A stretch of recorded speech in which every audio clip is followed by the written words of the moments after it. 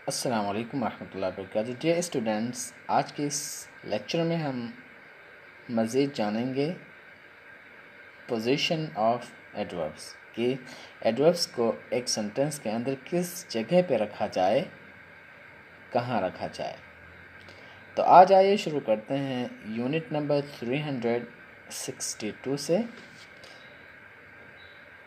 If the verb is, am, are, is, was, these adverbs are placed after the verb। ये कहते हैं कि अगर आपका वर्ब am हो, are हो, is हो, was हो या were हो तो हम एडवर्ब्स को इनके बाद रखते हैं। यानी एडवर्ब का अगर आप इस्तेमाल करना चाहते हैं उस सेंटेंस के अंदर जिसमें इस का इस्तेमाल किया गया हो, एम का, वाज का या वर का, तो एडवर्ब के इस्तेमाल करने की जो जगह होगी ये इन फेलों के बाद होगी। यानी इस के बाद रखोगे, एम के बाद रखोगे, आर के बाद रखोगे, वाज के बाद रखोगे, वर के बाद रखोगे। तो आई फॉर एग्ज़ाम्पल हम यहाँ पे देख लेते हैं। I am never late for the school. मैं स्कूल के लिए कभी नहीं लेट हुआ। तो आपने यहाँ पे देखा नेवर ये क्या है, एडवर्ब है, ओके। और इस एडवर्ब को एम वर्ब के बाद रखा गया, ओके। तो आपके सेंटेंस में अगर एम का इस्तेमाल किया गया हो, आर का या इस का या वास का या वर का, तो एडवर्ब की जो जगह होगी इस्तेमाल करने की वो होगा इन वर्ब के बाद, जैसा कि हमने एग्जाम्पल में देखा। आइए दूसरा एग्जाम्पल लेते हैं। He is always at home on Sundays. वो हमेशा इतवार को घर पे ही रहता है। यहाँ पे संडेज़ का इस्तेमाल किया गया, मतलब जमा इस्तेमाल किया गया, क्योंकि वो इसका माना है हर एक इतवार को वो हमेशा घर पे रहता है। तो आप देखिए यहाँ पे ऑलवेज एडवर्ब का इस्तेमाल किया गया है और इस एडवर्ब को इस के बाद रखा गया है, ओके। तो आप इस एम, आर, वाज, वर के बाद ही एडवर्ब का रखेंगे अगर आपके सेंटेंस में इन वर्ब का इस्तेमाल किया गया है। तो आगे वाला एग्जाम्पल देखते हैं। We are just off. हम अभी फ्री हुए, यानी हम अभी खाली हुए अपने काम से। तो यहाँ पर आप देखिए जस्ट का इस्तेमाल किया गया एडवर्ब और उसको आर के बाद रखा गया। तो पॉइंट या यूनिट नंबर 362 से हमें ये मालूम हुआ कि एडवर्ब को हम इस, एम, आर और वाज के बाद रखेंगे एक सेंटेंस के अंदर अगर उस सेंटेंस के अंदर ये सारे वर्ब इस्तेमाल किए गए हैं, ओके। तो आप जान लीजिए कि हमेशा इस, एम, आर, वाज, वर्ब के बाद ही एडवर्ब को रखेंगे। Unit number 363।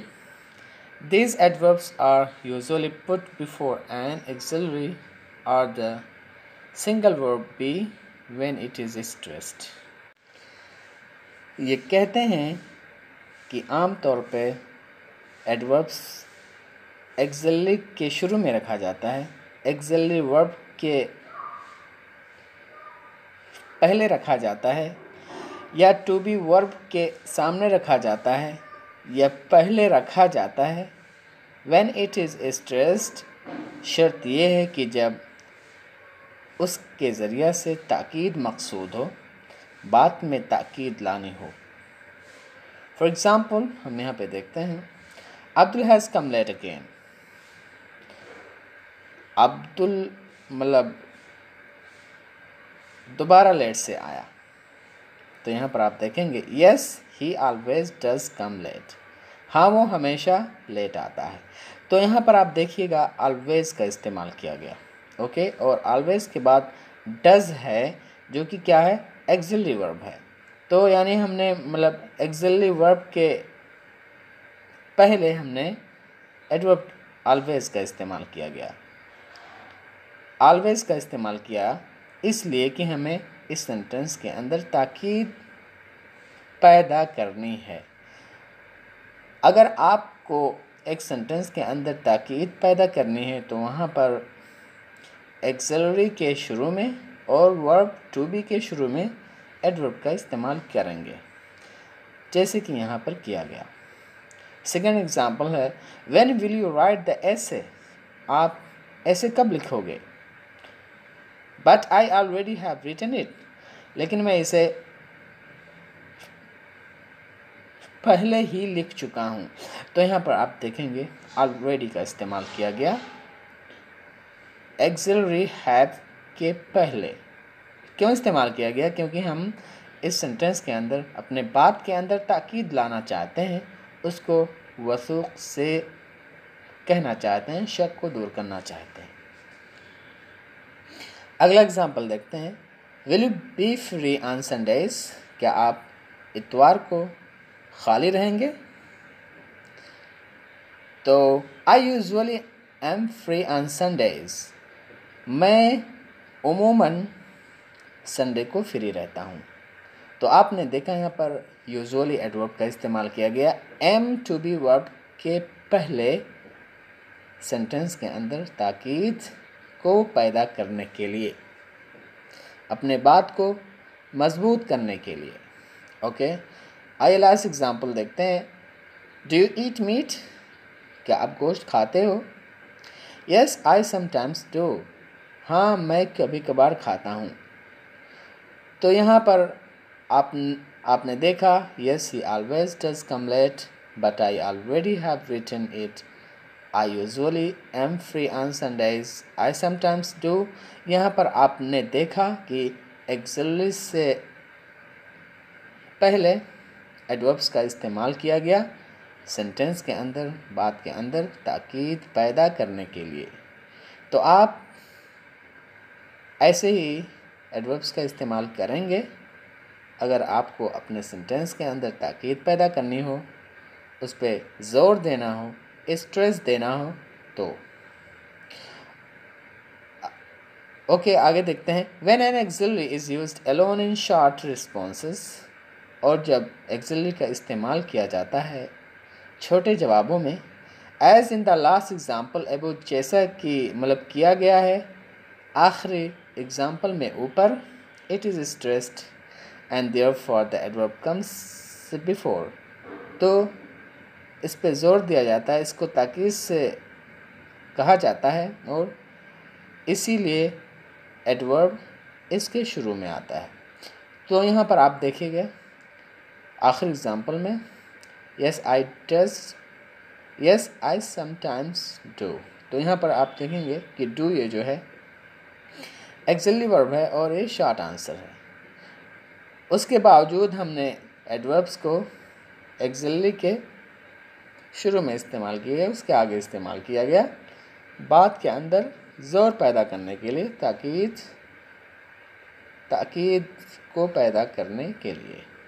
ओके, या आगे देखते हैं unit number 364 the auxiliary have to and use to prefer the adverbs in front of them. और जहाँ तक रही बात use to and have to की, तो मतलब जिस सेंटेंस के अंदर यूज टू और हैव टू का इस्तेमाल किया गया हो वहाँ पर एडवर्ब जो होता है इनके शुरू में आता है, यानी एडवर्ब को हम हैव टू और यूज टू के शुरू में लिखेंगे।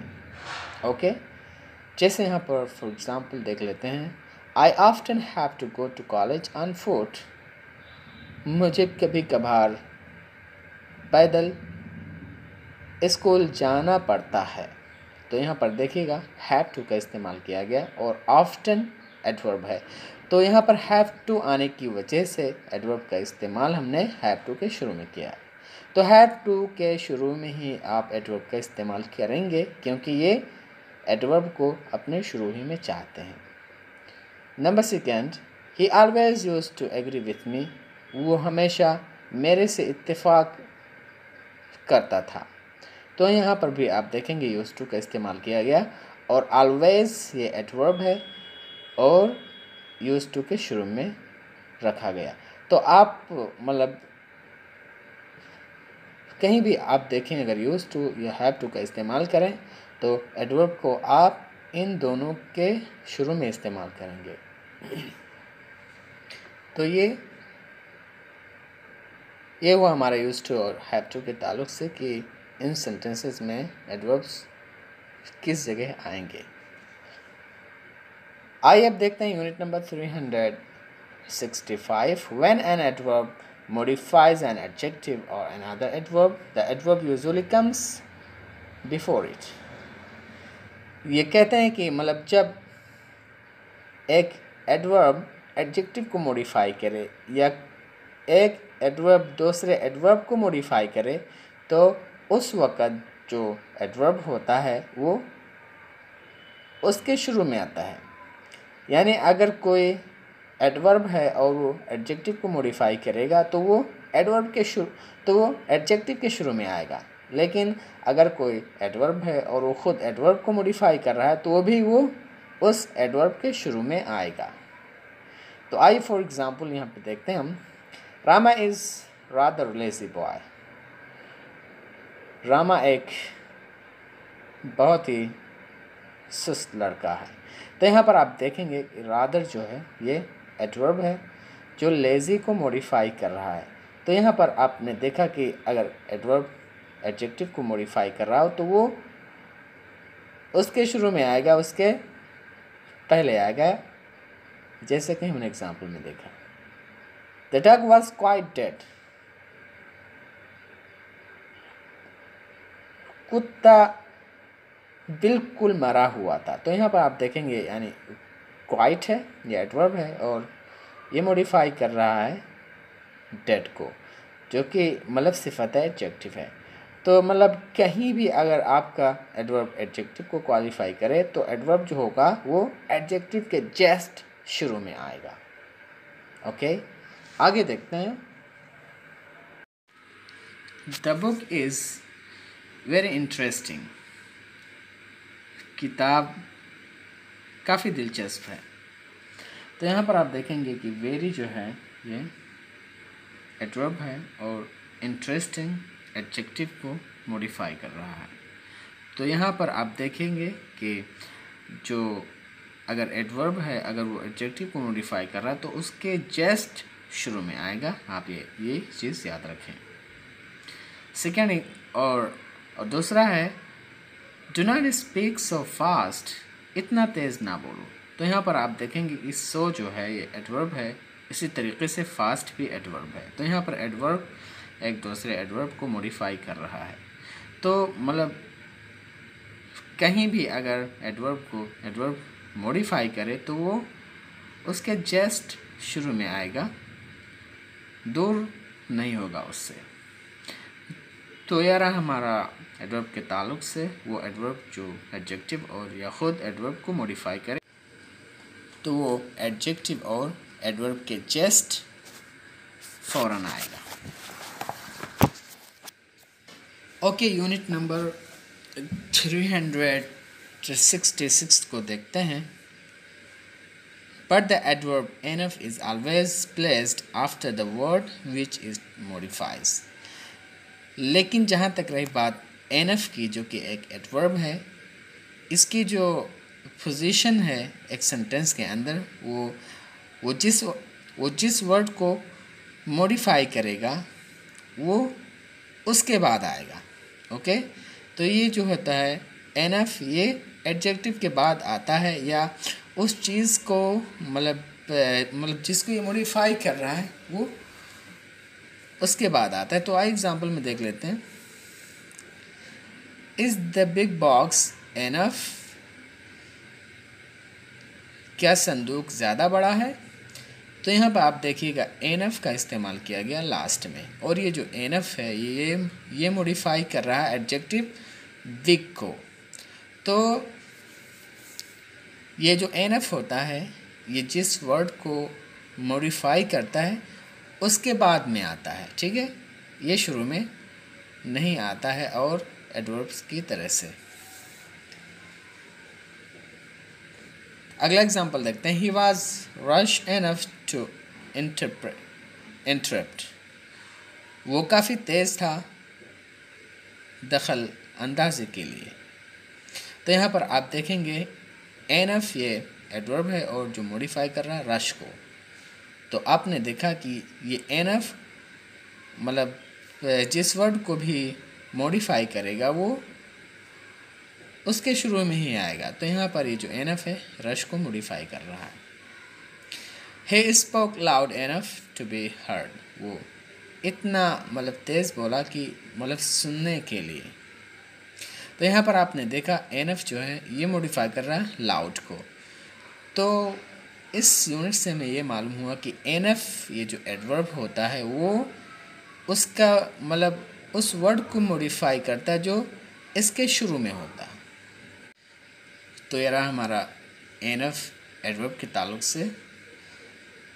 अब आइए आगे वाला हम देखते हैं 367 जो कि ओनली के ताल्लुक से है। एज ए जनरल रूल, एक आम रूल के तौर पे the word only should be placed. Only word को रखा जाना चाहिए immediately before the word it modifies. उस वर्ड के जस्ट शुरू में जिसको ये मॉडिफाई करता है। ओके तो आइए फॉर एग्जांपल यहाँ पे देखते हैं। I worked only 2 sums. मैंने सिर्फ 2 ही हिसाब लगाए। तो यहाँ पर जो ओनली है एडवर्ब है और ये मॉडिफाई कर रहा है 2 सम्स को। तो हमें ये मालूम हुआ कि जो ओनली है वो उसकी जो एक सेंटेंस के अंदर मतलब जो जगह है वो उस वर्ड के जस्ट फौरन इस्तेमाल किया जाता है जिसको ये मॉडिफाई कर रहा होता है। आइए सेकंड एग्जांपल देखते हैं। He has slept only 3 hours. वो सिर्फ 3 ही घंटे सोया। तो यहाँ पर आप देखेंगे कि जो ओनली है ये मॉडिफाई कर रहा है 3 आवर्स को। ओके तो ये हुआ हमारा ओनली के ताल्लुक से जो कि एडवर्ब है और उसे उस वर्ड के जस्ट फौरन ही रखा जाता है जिसे ये मॉडिफाई करता है। और हमने एग्जांपल्स भी देख लिए। लेकिन आजकल स्पोकन इंग्लिश में क्या होता है ये देखते हैं। इन स्पोकन इंग्लिश बोलचाल के इंग्लिश में how ever it is usually put before the verb. और स्पीकिंग में आजकल इस ओनली को वर्ब के पहले रखते हैं। The required meaning is obtained stressing the word which the only modifies। और उस माने को ले लिया जाता है, अख़ज़ कर लिया जाता है उस वर्ड को स्ट्रेस करके जिसको ये मॉडिफाई करता है। ओके तो यहाँ पर यानी जो स्पीकिंग में आजकल ओनली का इस्तेमाल फ़ेल के शुरू में किया जाता है और उस स्ट्रेस का माना उस ओनली का माना ले लिया जाता है उस वर्ड को स्ट्रेस करके जिसे ओनली मॉडिफाई करता है। तो आइए फॉर एग्जांपल देखते हैं। I only work 2 sums.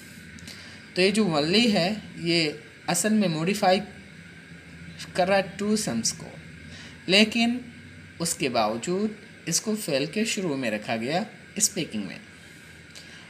लेकिन हम ये जो 2 सम्स है हम इसको स्ट्रेस देंगे, इसको ज़ोर दे करके हम बोलेंगे तो ये उसका माना दे देगा।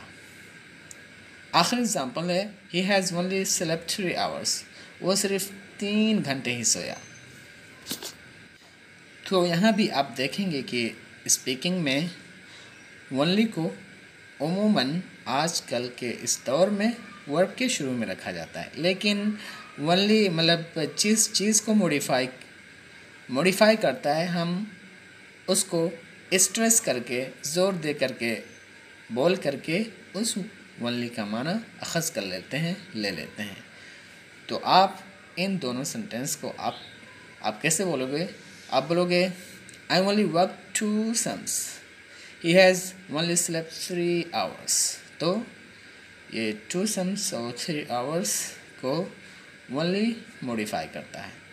तो I hope that you understood today's lecture इंशाअल्लाह। सो ये रहा हमारा about the positions of adverbs. So see you later. अस्सलाम वालेकुम।